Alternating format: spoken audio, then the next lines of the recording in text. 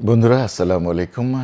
আজকে এমন একটি বিষয় নিয়ে আলোচনা করতে চাই। অনেকদিন ধরে আমার অনেক বন্ধুরা বা শুভাকাঙ্ক্ষীরা বা কাছের মানুষেরা আমাকে একটি জিনিস খুব করে বলছিলেন যে, আমি যেন এই বিষয়টি নিয়ে আমার মতামত বা আমি কি ভাবছিস তা নিয়ে কথা বলি। সেটি হচ্ছে একান্নবর্তী ফ্যামিলি। অর্থাৎ আমরা যেটাকে বলি যে আমরা কম্বাইন্ড ফ্যামিলি, অর্থাৎ একসাথে মা-বাবা, ভাই-বোন, আত্মীয়স্বজন। আত্মীয়স্বজন বলতে মা-বাবা, ভাই-বোন আম যারা একসাথে আমরা থাকি সেটাকে আমরা একান্নবর্তী ফ্যামিলি বলি। এটার সুফল এবং কুফল এটি নিয়ে যাতে আমি কথা বলি। আমি যেটি বলতে চাই, আমি বরাবরই একটু নেগেটিভ থিঙ্ক করি ১ম এ, তারপরে নেগেটিভ থেকে পজিটিভে আসার চেষ্টা করি। তবে নেগেটিভ থিঙ্ক থেকে আমি যে থিঙ্কটি করেছি সেটি হচ্ছে একান্নবর্তী ফ্যামিলির মানে আমি যদি ১০০ মার্কসের মধ্যে পরীক্ষা দিতে চাই বা পরীক্ষা নেই, তাহলে আমি কত দিব একান্নবর্তী ফ্যামিলিকে? আমি একান্নবর্তী ফ্যামিলিকে ৮০ থেকে ৯০ মার্কস দিতে চাই।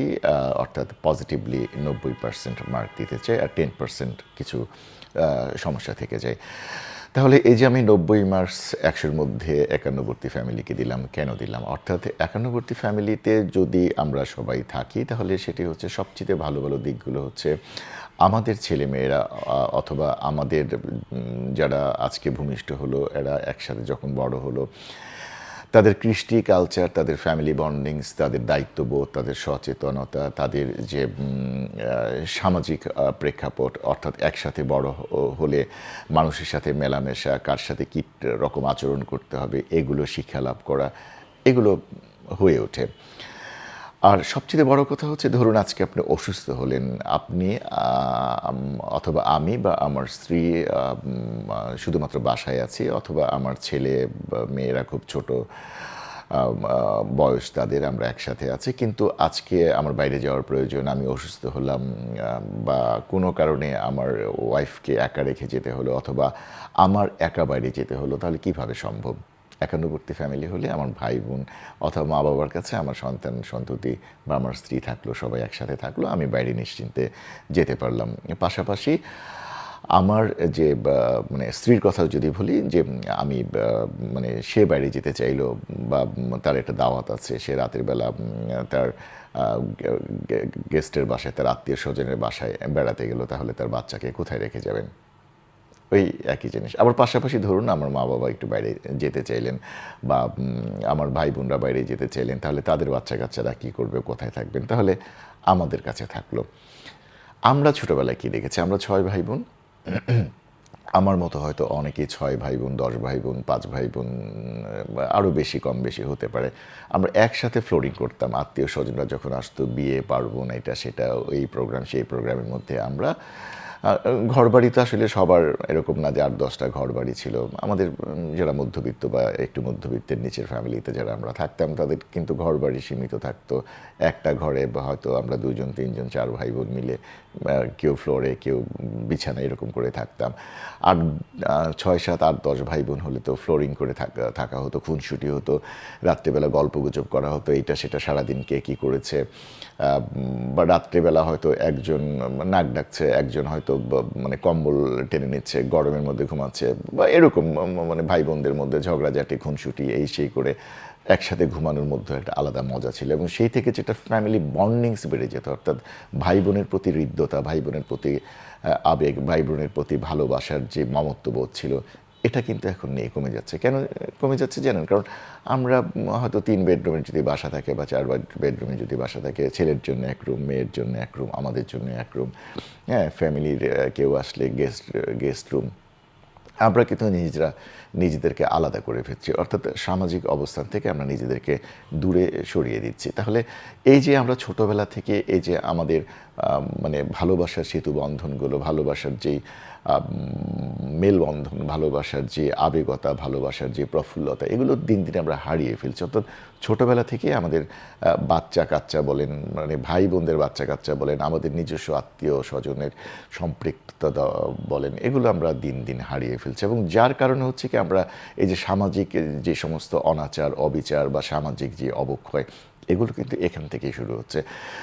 এই ধরুন আমরা কিছুদিন আগে একটি ঘটনা, মা মানে কি বলে, একটা নির্মম মৃত্যু তার হয়েছে। কি মৃত্যু হয়েছে? তিনি ঘরে একা মৃত্যুবরণ করেছেন, পচে গলে লাশ এটা হয়েছেন। আসলে কি এটা শুধুই সেই সন্তানদের দোষ? শুধুই কি মায়ের দোষ?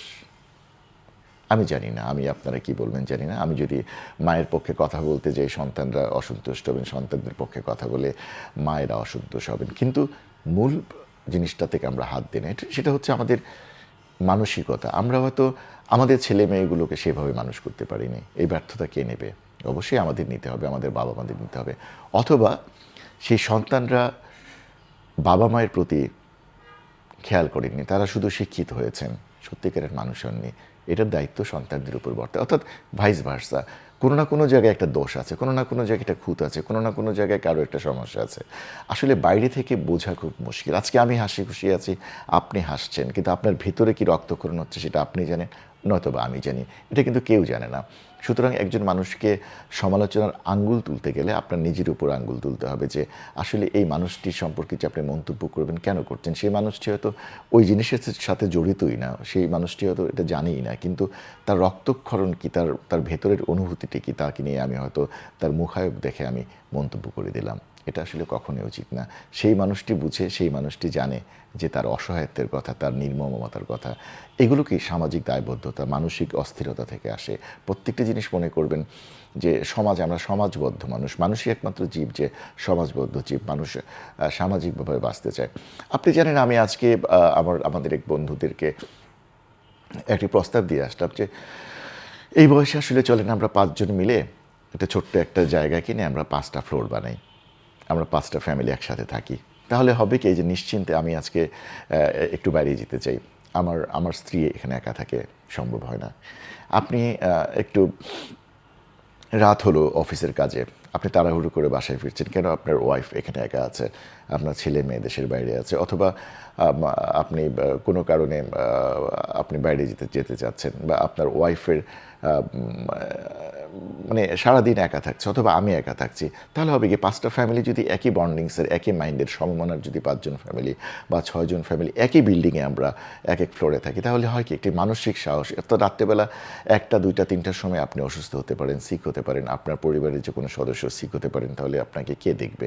হ্যাঁ, বা কে ডাকবেন, কাকে ডাকবেন? হ্যাঁ, আমার ফ্যামিলি থাকে ঢাকা থেকে দূরে, আমি তাকে, তারা আসতে আসতে যে সময় লাগবে, যদি আপনি আমার উপরের ফ্লোরে থাকেন এবং আমরা যদি সমমনা বন্ধু হই, তাহলে কিন্তু একটা মানসিক যে সাহস থাকে, অর্থাৎ ওই বন্ধুটিকে কল করলে, ইন্টারকমে ডাকলে সে দৌড়ে নিচে নামবে, গাড়ি তিনি ড্রাইভ করতে পারেন, আমার ড্রাইভারেরও প্রয়োজন হবে না, সেই ড্রাইভার আসবে কখন আমাকে হসপিটালে নেবে, সেই বন্ধুটি ড্রাইভ করে আমাকে নিয়ে যাবে। এই যে মানসিক প্রশান্তি, হ্যাঁ, আপনি 3 বেলা 3 রকমের 3টা ফ্যামিলিতে বা 4টা ফ্যামিলিতে রান্না করলেন, আমার ওই রান্নাটি পছন্দ, একজন ভাবি বা একজন ভাই, হ্যাঁ, বা আমার একজন বন্ধু, হ্যাঁ, সেই রান্নাটি একটা মানে আইটেম পাঠিয়ে দিলেন, অথবা আমরা পাঠিয়ে দিলাম। এই যে মেলবন্ধনটা, আগে কিন্তু এগুলো হতো। আমি গ্রামে ছোটোবেলায় দেখেছি, আমাদের পাশের বাড়ির, হ্যাঁ, মানুষটি হয়তো এটুকুর জন্য আসতো, আবার আমরা যেতাম যে আজকে আমাদের বাসায় এটা নেই, হ্যাঁ, অমুক বাড়ি থেকে নিয়ে আসো। হ্যাঁ, হ্যাঁ, বা এই যে এক্সচেঞ্জের বিষয়টা, হ্যাঁ, মানে হয়তো মানে আমাদের সাপ্তাহিক হাট বসতো, সপ্তাহে বাজার করতো, হয়তো কোনো কারণে 6 দিনের মাথায় একটা আইটেম, হ্যাঁ, শর্ট পড়ে গেছে, পাশের বাড়ি থেকে নিয়ে আসতাম, অথবা তার শর্ট পড়েছে, তিনি নিয়ে নিয়ে যেত। এই যে একটা মেলবন্ধন হতো, এগুলো কিন্তু এখন আর নেই। এখন আমরা, হ্যাঁ, পাশের ফ্ল্যাটে কে থাকে, আসলে সত্যি কথা কি, আপনি বলতে পারবেন যে আপনার পাশের ফ্ল্যাটে কোন ভদ্রলোকটি থাকেন, বা আপনার উপরের তলায় কোন ভদ্রলোকটি থাকেন? লিফটে একই সাথে উঠছি নামছি, কিন্তু আমরা কিন্তু জানি না আমার উল্টো পাশে কোন ভদ্রলোকটি থাকছেন, বা আমার উপরের তলায় কে থাকছেন। হ্যাঁ, এটা এখন হয়ে ওঠে না। আর অথচ দেখেন আগে, হ্যাঁ, পুরো গ্রামের মানুষদেরকে আমরা চিনতাম। আমি দেখেছি আমার বাবাকে, আমার নানাকে, আমার দাদাকে, হ্যাঁ, বা আমার আত্মীয় স্বজনকে দেখেছি, তারা প্রত্যেকটা মানুষকে চিনতো, তার ছেলে মেয়ে, ভাই বোন, আত্মীয় স্বজন, হ্যাঁ, পাড়া প্রতিবেশী, এই পাড়ার লোক কেন, ওই গ্রামের লোককে তারা চিনতো। এই রাস্তা দিয়ে কে যাচ্ছে, ওই দোকানে কে বসছে, হ্যাঁ, চাচা কেমন আছেন, ভাই কেমন আছেন, হ্যাঁ, মামা কেমন আছেন, নানা কেমন আছেন, হ্যাঁ, তুমি অমুকের পোলা না, তুমি, হ্যাঁ, কোথায় যাচ্ছ, কি করছো, এই যে নাম ধরে ডাকা, তারা নাম ধরে ডাকতে পারতো। অথচ আমরা দেখেন এখন এই সমাজে এসে আমার পাশের বিল্ডিংটিতে কে আছে, উপরের তলায় কে আছে, এই রোড রোডে কে আছে, কয়টা কয়টা কয়টা রাস্তা, মানে এই রোডের মধ্যে কয়টা বাড়ি আছে, অথচ আমরা কে কজনকে চিনি। হ্যাঁ, বাড়ির সামনে ফ্রিজিং অ্যাম্বুলেন্স আছে, লাশ আছে, হ্যাঁ আমরা দেখে হ্যাঁ তাকিয়ে চলে যাচ্ছি, এই এই এই গাড়িটিতে কার লাশ আছে, আমার পার্শ্ববর্তী বিল্ডিংয়ের কারো, অথবা আমার উপরের তলার কারো, বা আমার পাশের বিল্ডিংয়ের কারো, অথবা আমিও হয়তো একদিনে এই এই লাশবাহী গাড়িতে বসে থাকবো, হয়তো কেউ তাকাবেও না হ্যাঁ যে কে আছে। মাইকে শোনা যায় বা মসজিদ থেকে যে আজকে অমুক রোডের অমুক এসের ইন্তেকাল করেছেন, তার নামাজে জানাজা অনুষ্ঠিত হবে, আমরা যাইও না, প্রয়োজন বোধ করি না যাওয়ার জন্য। আমার জানাজায় হয়তো এরকম কেউ প্রয়োজন বোধ করবে না। এটাই স্বাভাবিক সামাজিক অবক্ষয় এবং নৈতিকতার অবক্ষয়। আজকে যে এত কিছু আমরা বলছি, এইটা হচ্ছে সেটা হচ্ছে, সমাজের অবক্ষয় হচ্ছে, আমরা এটা মানতে পারছি না, আমাদের বাচ্চারা এরকম হচ্ছে, অমুকরা এরকম হচ্ছে, সব কি তাদের দোষ না? সব কি মানে আমাদের দোষ না? সব কি তাদের দোষ না? সামগ্রিকভাবে সবার দোষ। সামগ্রিকভাবে আমাদের সমাজকে আমরা অবক্ষয়ের দিকে নিয়ে যাচ্ছি। আমাদের বন্ধন কমে যাচ্ছে, ভালোবাসার বন্ধন কমে যাচ্ছে, পিতামাতার প্রতি বন্ধন কমে যাচ্ছে, ভাই বোনদের প্রতি আমাদের ভালোবাসার আবেগ কমে যাচ্ছে, স্বামী স্ত্রীর প্রতি আবেগ কমে যাচ্ছে, হ্যাঁ টোটাল কমিউনিটির প্রতি আমাদের আবেগ কমে যাচ্ছে। আমরা শুধু ছুটে যাচ্ছি কার পিছনে আমরা জানি না। হ্যাঁ, আমরা সে অজানা পথে ছুটে যাচ্ছি। প্রতিদিন আমরা নিজেরটা ভাবছি, আমরা নিজে খেয়ে পড়লে হ্যাঁ ভালোভাবে থাকলে উই আর হ্যাপি, আমি মনে করি আই এম হ্যাপি। হ্যাঁ আমাদের চারপাশ যদি ভালো না থাকে, চারপাশ যদি সুন্দরভাবে গড়ে না ওঠে, আমরা যদি সেই একান্নবর্তী ফ্যামিলিতে ফিরে যেতে না পারি, অর্থাৎ একই ফ্লোরে একই আমব্রেলার নিচে একই ছাদের নিচে যদি সবাই নির্বিঘ্নে ভালোবাসার বন্ধনে আবদ্ধ থেকে বসতে না পারি, ঘুমাতে না পারি, খেতে না পারি, হ্যাঁ তাহলে কিন্তু আমাদের সেই বন্ধন ফিরে আসবে না, সেই ভালোবাসার অটুটতা ফিরে আসবে না, ভালোবাসার যে সুমিষ্ট গন্ধ আছে সেটি ফিরে আসবে না। আমরা শুধু অবক্ষয়ের দিকে ফিরে যাব। তাই একান্নবর্তী ফ্যামিলি নিয়ে যারা আমাকে কথা বলতে বলেছিলেন, আমি 90% মার্কস দিব একান্নবর্তী ফ্যামিলি। 10% খুঁটিনাটি খুশনুটি থাকবেই। হ্যাঁ, মা বাবার সাথে একটু আমার ওয়াইফের ঝগড়া হবে, বা আমার বোনদের সাথে ভাইদের একটু ঝগড়া হবে, আমার ভাগ্নিদের সাথে হ্যাঁ আমার ছেলে মেয়েদের একটু খুনসুটি হবে, তার ছেলে মেয়েদের সাথে হবে। কিন্তু এই খুনসুটির মধ্যে এই ঝগড়াঝাটির ওই যে 10%-এর মধ্যে আবার দেখবেন একদিন পরে 2 দিন পরে আবার ভালোবাসা, আবার হয়তো হ্যাঁ টেনে এনে খাওয়াচ্ছে, আই চলো, হ্যাঁ তুমি না খেয়ে আছো, বা তুমি আমার সাথে কথা বলছো না, তুমি আমার সাথে এটা করছো না। হ্যাঁ আবার হয়তো আমাদের সেই দেখেন 4-5 জনে মিলে আই তুই ওর সাথে কথা বলছিস না কেন, তুই ওর সাথে রাগ করে আছিস কেন, এই যে মিলিয়ে দেয়া, মিল মহব্বত সৃষ্টি করে দেয়া, এটাও কিন্তু এটা ভালোবাসারই অংশ। সুতরাং আমি মনে করি একান্নবর্তী ফ্যামিলির পক্ষে আমি, এবং 90% বা 95% যদি বলেন, আমি একান্নবর্তী ফ্যামিলির পক্ষে। আমি চাই সবাই মিলে মিশে ভালোবাসার একটা বন্ধনে আবদ্ধ থেকে আমরা আমাদের জীবন যাতে অতিবাহিত করতে পারি। আগামী দিন আমাদের সেই রকম সেই পুরনো দিনের মতো আমরা যাতে একই ছাদের নিচে, একই ছাতার নিচে, আমব্রেলার নিচে সবাই মিলেমিশে বসবাস করতে পারি, বন্ধুরা বান্ধবরা সমমনা মানুষেরা একসাথে আমাদের জীবনযাপন করতে পারি, সেই আশাবাদ ব্যক্ত করে বন্ধুরা সবাইকে ধন্যবাদ। আশা করি যদি পুরো ভিডিওটা কেউ দেখে থাকেন তাহলে আপনারা কমেন্টস বক্সে আপনাদের মন্তব্য জানাবেন, এবং আমাকে ফলো বাটনে চেপে চাপ দিলে হবে কি, আমার যে ভিডিও কন্টেন্টগুলো যায় ফেসবুকে, আপনারা হয়তো সেই কমেন্টস